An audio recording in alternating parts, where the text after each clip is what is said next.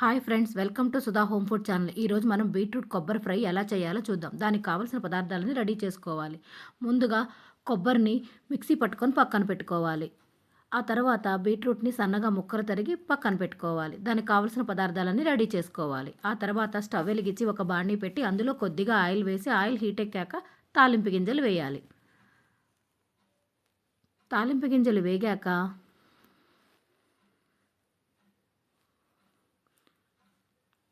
మనం కట్ చేసుకున్న ఉల్లిపాయలు, పచ్చిమిరపకాయ ముక్కలు వేయాలి. అందులోనే ఒక రెబ్బ కరివేపాకు కూడా వేసుకోవాలి.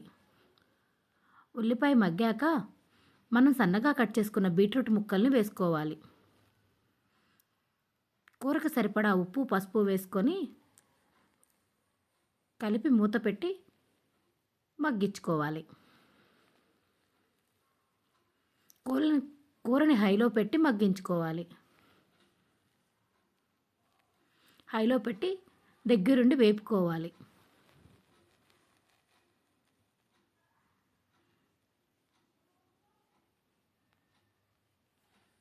బాగా కూర మగ్గాక మనం రెడీ చేసుకున్న కొబ్బరి పౌడర్ని అందులో వేసుకోవాలి.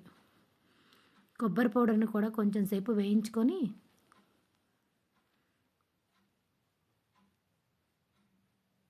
కూరకు సరిపడా కారం వేసుకోవాలి.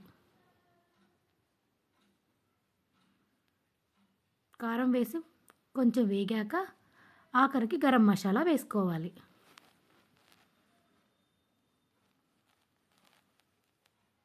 ఫైనల్గా కొత్తిమీర వేసుకుంటే మనకు బీట్రూట్ కొబ్బరి ఫ్రై రెడీ అవుతుంది. Thank you for watching. మా వంటలు కనుక మీకు నచ్చినట్టయితే మా ఛానల్ని సబ్స్క్రైబ్ చేసుకోండి. పక్కనే ఉన్న బెల్ ఐకాన్ని క్లిక్ చేయండి. Thank you for watching.